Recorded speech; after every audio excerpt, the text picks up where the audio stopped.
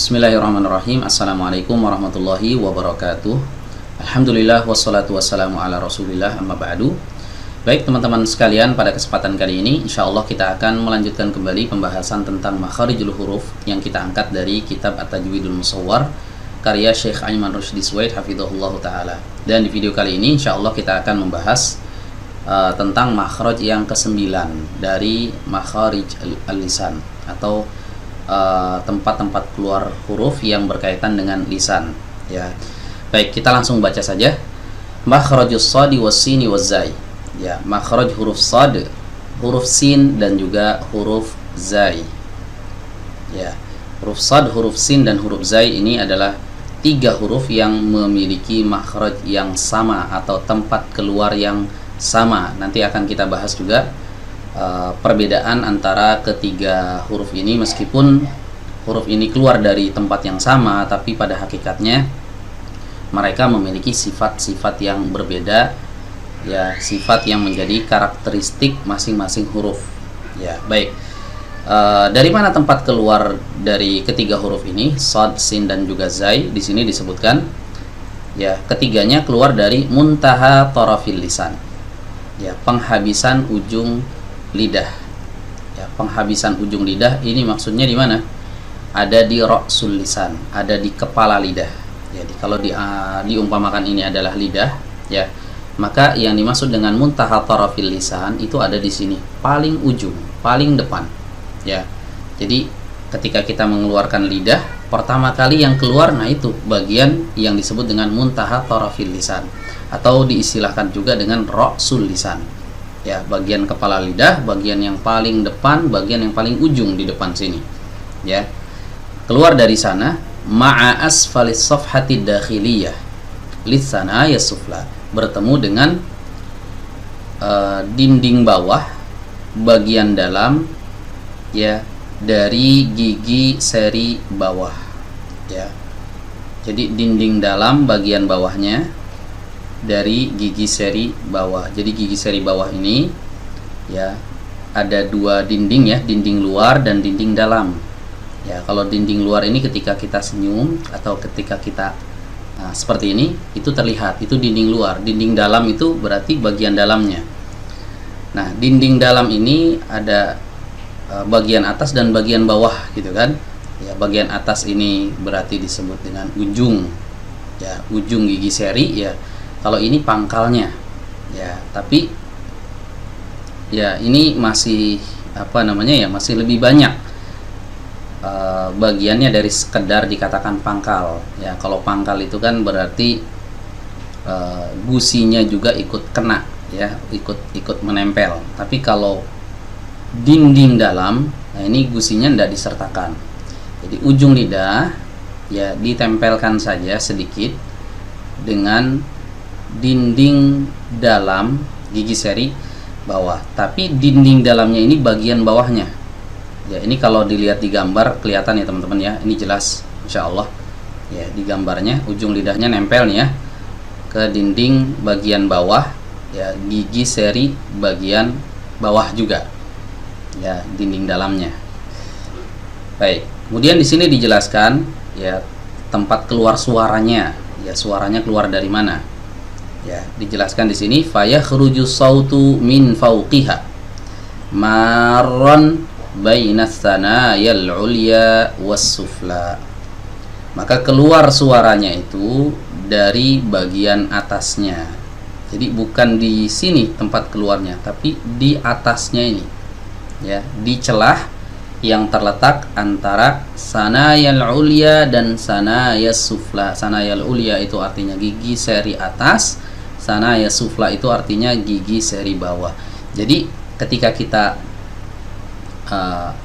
mengucapkan huruf shad, huruf sin dan huruf zai, ya, suaranya itu justru keluar dari celah kecil, ya, yang terletak, ya, antara gigi seri atas dan gigi seri bawah. Itu tempat keluarnya. Tapi posisi lidah itu, ya, seperti ini bentuknya, ya. Yang menjadi tumpuan itu adalah bagian ujung lidah yang ditempelkan dengan dinding dalam, ya, gigi seri bawah.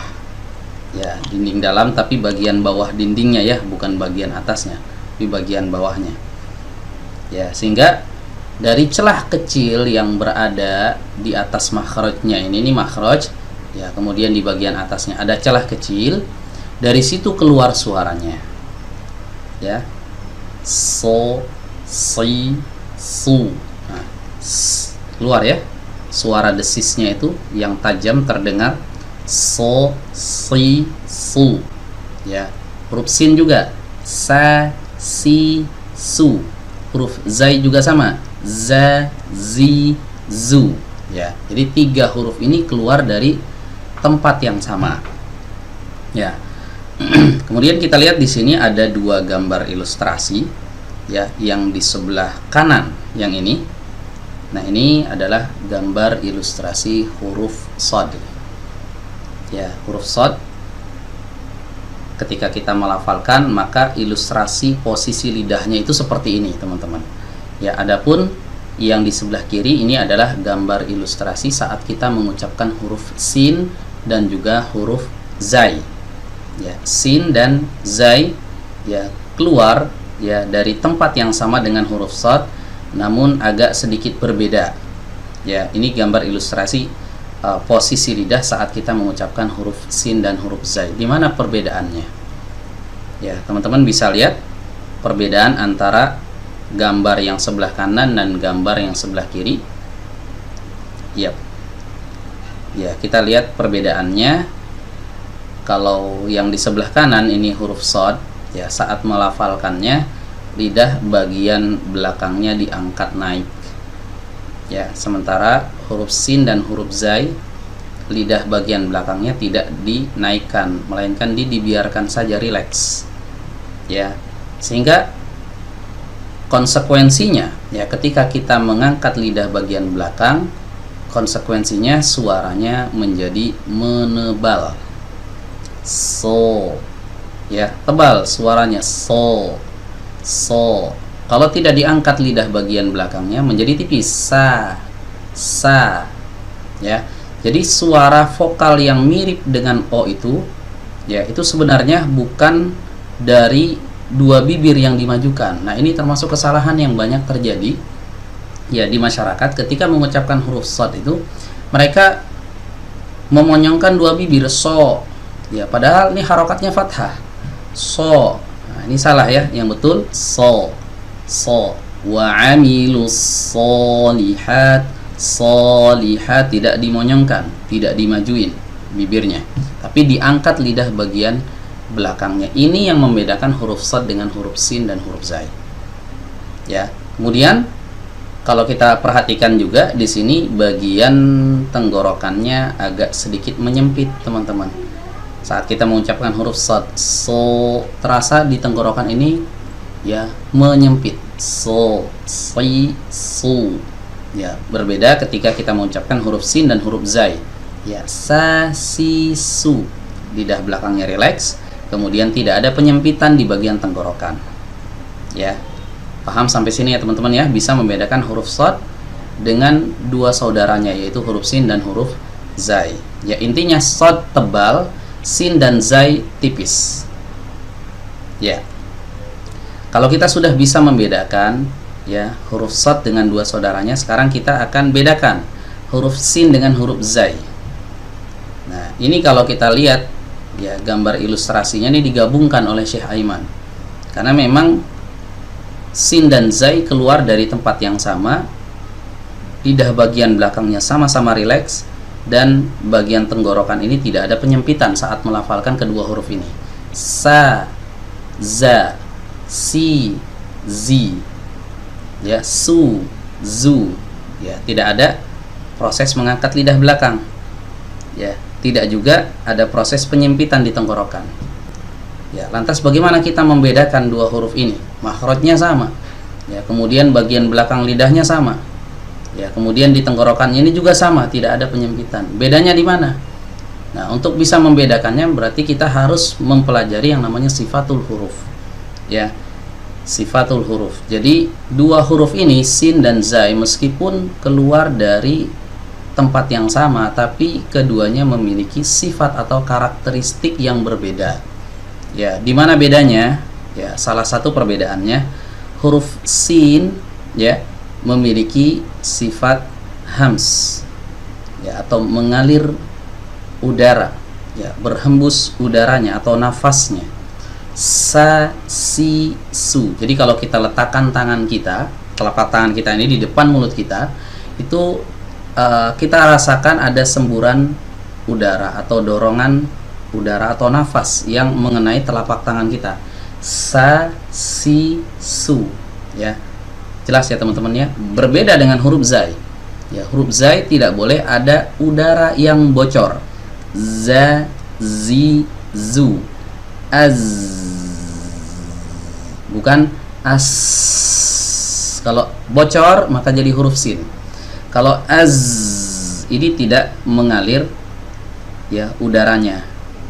Tapi ada terdengar suara aliran nih. Az.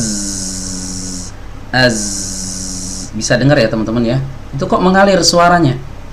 Ya, suara yang mengalir, udaranya tidak mengalir. Jadi bedakan antara suara dengan udara ya atau angin. Ya. Jadi kalau udara atau angin ya ketika keluar itu tidak ada getaran di sini teman-teman ya, tidak ada getaran di pita suara ya. Coba aja teman-teman ya ucapkan huruf sin yang sukun, as, is, us, sambil dipegang pita suaranya, as, is, us, tidak ada getaran di sini. Berbeda dengan huruf zai, az, iz, uz, ada getaran di sini. Berarti ini zai ini memiliki sifat jahar, ya, memiliki sifat jahar. Berbeda dengan sin, sin nggak punya jahar, makanya nggak ada getaran di sini, ya. Makanya dia mengalir nafasnya, ya. Sin dan zai sama-sama suaranya mengalir, tapi untuk urusan nafas beda. Ya, sin mengalir, zai tidak, ya. Buktinya dia bergetar di sini ketika kita mengucapkan huruf zai. Nah, ini perbedaan antara sin dan zai, ya. Jadi perbedaannya ada di mana? Ada di sifatul huruf. Ya, makhrajnya sama. Ya, shad, sin, zai. Ini makhrajnya sama, ya. Masih ingat tadi di mana teman-teman makhrajnya? Di ujung lidah, bagian ujung banget, ya. Muntaha tarafil lisan, ujung ini kepala lidahnya bertemu dengan apa? Nah, lihat di sini. Bertemu dengan apa? Dengan dinding dalam bagian bawah dari gigi seri bawah. Ya. Coba kita praktekkan huruf shad, tempelkan ujung lidahnya dengan dinding bawah dari gigi seri bawah. So. Suaranya harus dialirkan dari atas, ya. So, si, su. Ya, sekali lagi. So, jangan dimonyongkan. So, si, su. Tebal suaranya ya. Nah, berikutnya huruf sin. Keluar dari tempat yang sama, tapi jangan ditebalkan. Sa, si, su. Nah, terasa nih teman-teman. Kalau kita mengucapkan sa, ujung lidah kita nempel ke dinding bawah, ya. Dinding bagian dalam yang bagian bawahnya dari gigi seri bawah, ya. Sa, si, su, terasa ya ujung lidahnya nempel di situ. Zai juga sama. Za, zi, zu, az. Ya. Demikian yang bisa disampaikan, kurang lebihnya mohon maaf. Akhirul kalam. Wassalamualaikum warahmatullahi wabarakatuh.